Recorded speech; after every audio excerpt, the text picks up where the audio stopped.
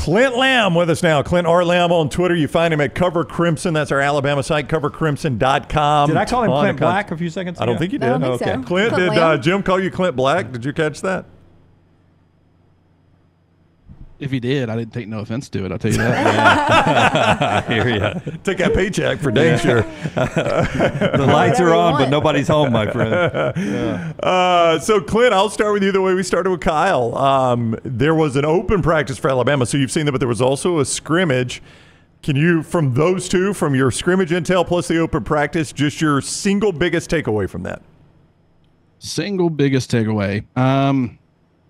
I would probably say Ron Williams is going to be a part of Alabama's offense this year, just from what we saw and what we heard.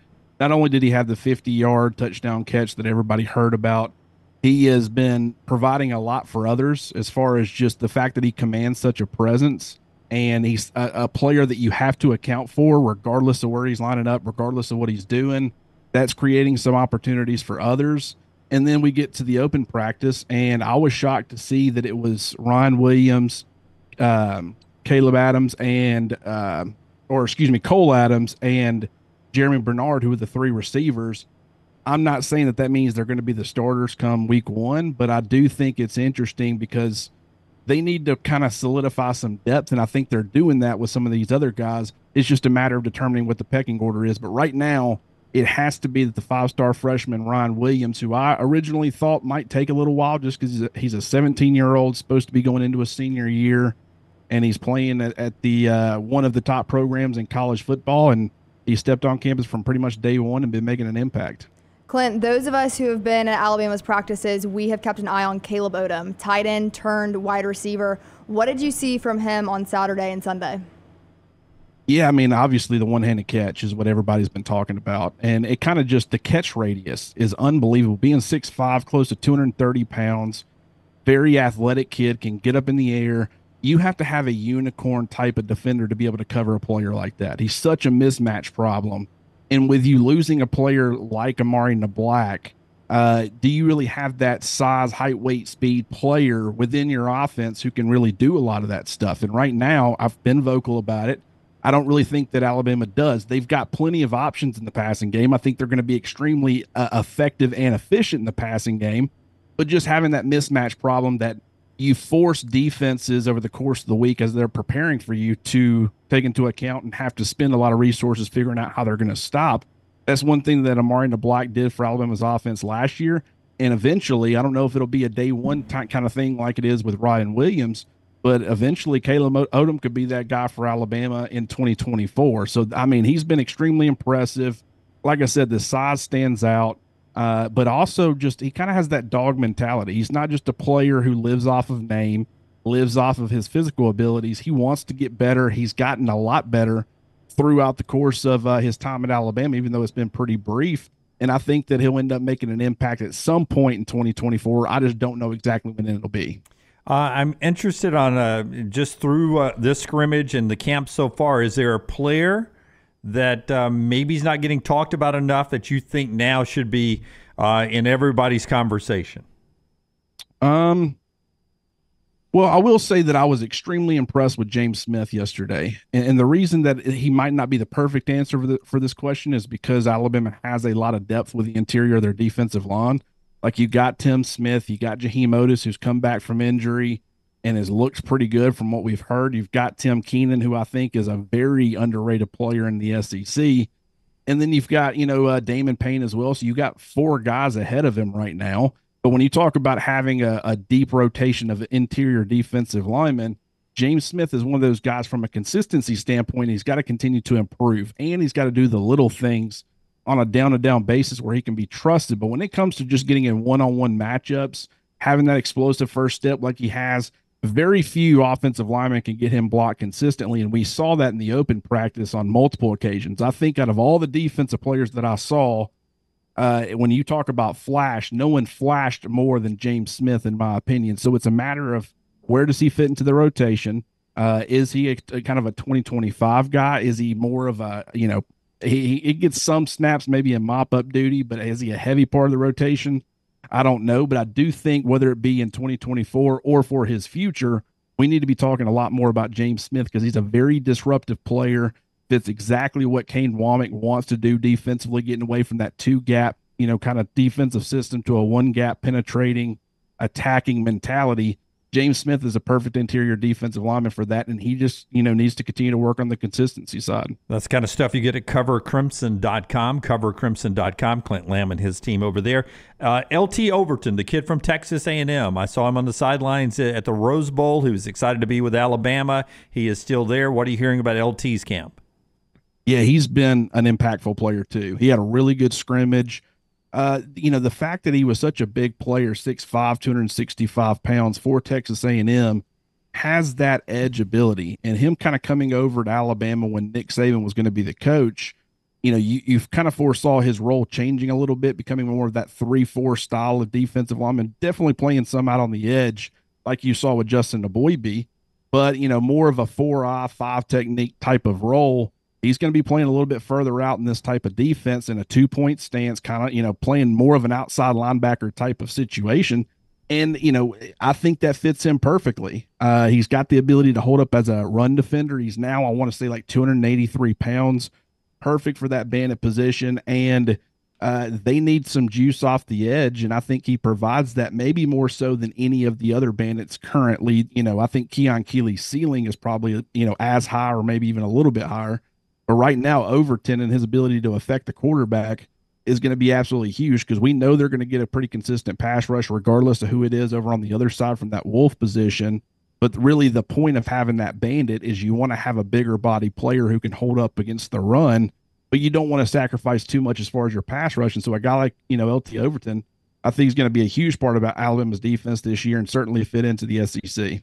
Clint R. Lamb on Twitter is where you follow Clint. Clint R. Lamb. You get all this content now at covercrimson.com. You can join for $1 up front and then $9.99 per month after that and a $99 option for an annual membership, covercrimson.com. He and Mick already have a video up, the Cover Crimson YouTube channel.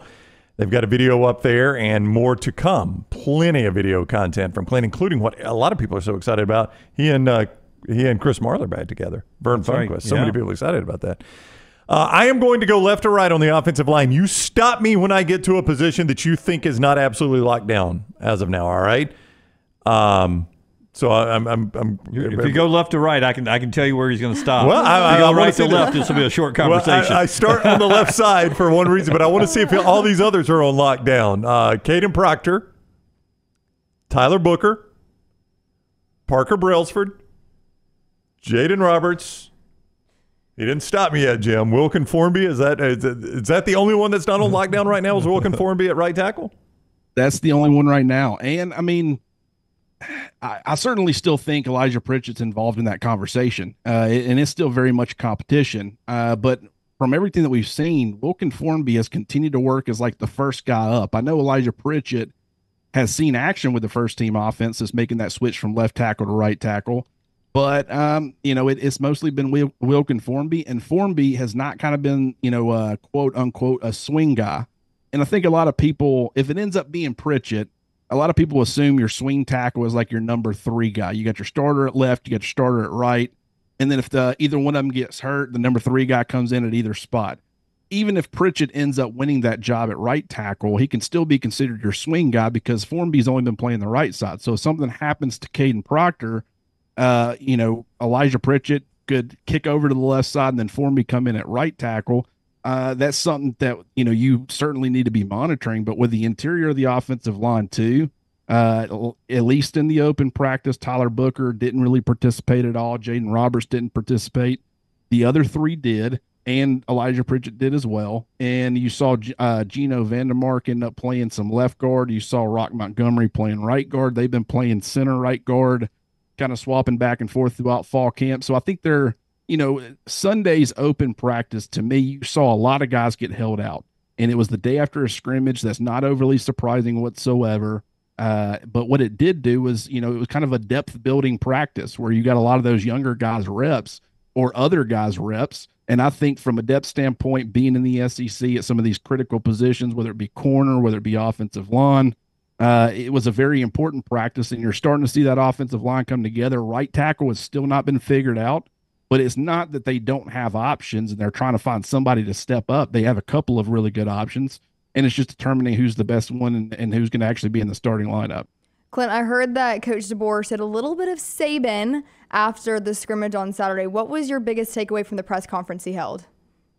He does have a little bit of Saban in him, and it's fascinating to me because, he understands how to navigate questions so well. And he'll give you information, but he's not going to go out of his way to highlight certain players. He was asked about his biggest concern about the team as of right now. He ended up saying staying healthy. And I mean, it's like that's like the obvious choice. I mean, obviously it's a true answer, but it didn't reveal anything. And I think that was smart. Like, if you're him, you don't want to be highlighting any concerns or issues if you don't have to. So he's a very, intelligent guy as far as how he answers questions, how he handles the media. And, I think that he's not giving us too much. It's very difficult to walk away from one of his press conferences and say, I think we got a ton of information there. But if you can read between the lines on some things, you can take away quite a bit. And I think that's exactly what not only did we do in that press conference, but also what we'll be doing moving forward. Really amazing Bandit Wolf explanation from Clint over at covercrimson.com.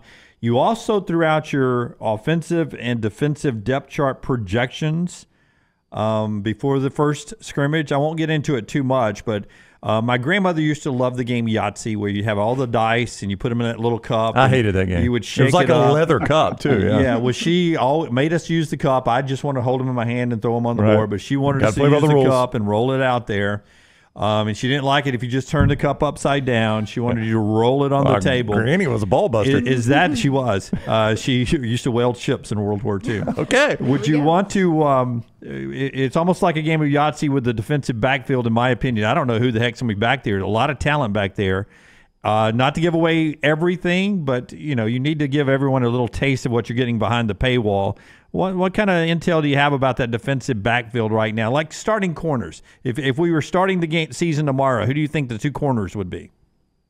Yeah, I think Damani Jackson is going to be one of them. I think he's going to be playing that field corner position. He's really good at playing in space. Very athletic guy, fits it to a T. As far as the boundary, that's more of still a competition, a TBD. A guy like Deshaun Jones, the transfer from Wake Forest, he actually got quite a bit of run with the first team defense during the scrimmage. That's not surprising. He's a transfer. He was brought in to compete for a starting job. But I also found it fascinating in the open practice. Xavier Brown in the reps that he was getting, he was playing pretty much exclusively the boundary. Deshaun Jones, I noticed he was playing field and boundary.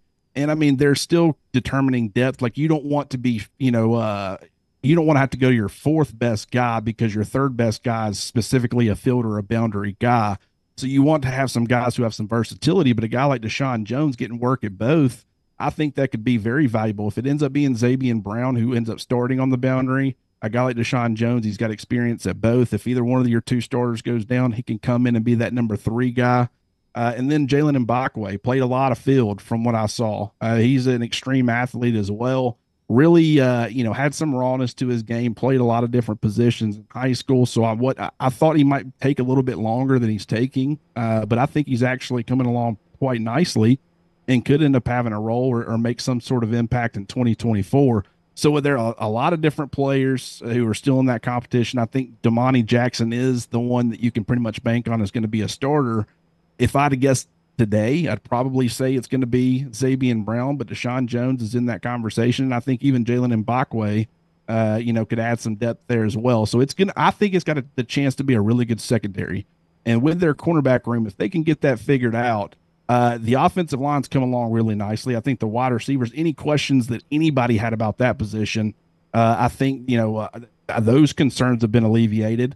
Corner's really the only one that people are looking at and saying, okay, who's going to end up being the guys? If they can get not only some starting caliber players there, but also some depth options in case they got to work into it a little bit, I think this team has a real chance to compete for a national championship. In the mybookie.ag chat room, Keith says Granny can play by her damn self with that kind of attitude. Yeah, Nope. She made the play. Yeah. No, not the way that worked. She was the person that would bring that switch out of the front yard. I cringed, Clint, as he set this up. I swear I thought you were going to go with a Yonsei Pierre question. Me too. I Did you did too. 100% think that's what he was No, So Clint even thought it, yeah. We talked about it did. before the show that a guy that's sitting out, Yonsei Pierre, and I Yeah. was like, I remember his name because of Yahtzee. Yeah, I You thought called that an way. audible there. Yeah. So That was a nice pivot, actually. Yeah, it was well done. If I run the ball right and I just keep running right, guys, we're never going to score. It's the old cutback. All right, Clint Lamb, at Clint R. Lamb on Twitter. Go to covercrimson.com, see the content. It is going to be daily video content, that message board up. You can join with an introductory offer right now for $1 for the first month. $1 for the first month, covercrimson.com. Clint, Stacey Blackwood, Jake Coker, part of it, of course. Mick Gillespie is there. Mike Johnson, we're excited his contribution during the season. We got a lot planned over there at covercrimson.com. Nick's, I'm sorry, too soon. What? Nick's, no. Oh, okay. Chris Marler. Did I say Chris Marler? Yeah, Chris Marler. Yeah, That's Chris it. Marler. Chris Marler. Yeah, Vern Funquist. Clint, thank you very much for the time. Absolutely, fellas. Good talking to you. All right, we'll see you soon. Covercrimson.com is the website. Covercrimson.com. Go join now.